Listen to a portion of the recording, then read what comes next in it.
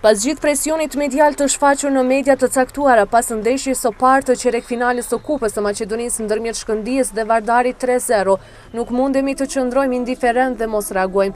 Disa ditë para ndeshjes në një takim të përbashkët në FFM në prani të komisioneve për siguri të federatës dhe dy klubeve, arritëm marrëveshje për angazhimin tonë në drejtim të eliminimit të paraqitjeve negative në tribuna, edukimit të tifozëve dhe ulje të tensioneve, mirëpo mënyra e qëndrimeve të klubit futbollistik Vardarit në media të caktuara nuk i qëndron besnik marrëveshjes dhe thyen të njëjtën vetëm pas disa ditëve.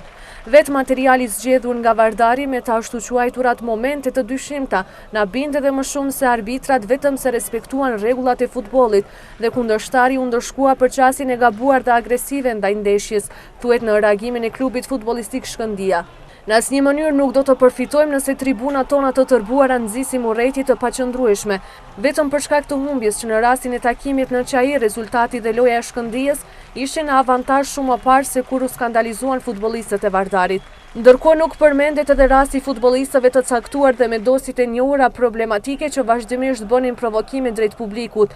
Quarja e tyre indianci dhe përsëritje të njëjtës më vonë para kamerave televizive, ndërsa njëjta demantohet nga kryesia e Vardarit. Në kushtet e këtilla dhe pse flitet pozitivisht për klubin tonë, megjithatë reagimi mbështetur në fakte të gabuara nënkupton presion medial për arbitrat për sfidat e ardhshme në kupë dhe kampionat.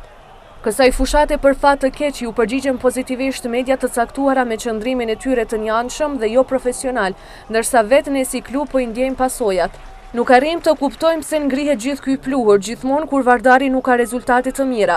A duhet gjithë ekipet tjera të ndërshkohen për t'i hapur rrugën Vardarit drejt titullit? Me këto qasje humb kuptimin kampionati dhe sistemi i garave. Vlerësojmë se veprimet e këtilla nuk shërben për krijimin e një klime të mirëfillt sportive dhe ndikojnë në ngritjen e dallimeve nacionale ndërmjet tifozëve të dy klubeve.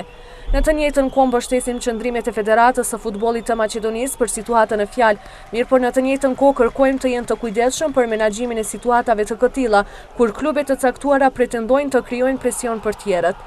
Ne kërkojmë vetëm kushte të barabarta për gjithë pjesëmarrësit. Shpresojmë që drejtuesit e FFM-s dhe Komisioni për Arbitra bashkë me ndarësit e drejtësisë të mos bien në ndikim të presionit medial për t'u angazhuar bashkarisht për avancim të futbollit, qëndron në reagimin e klubit tetovar.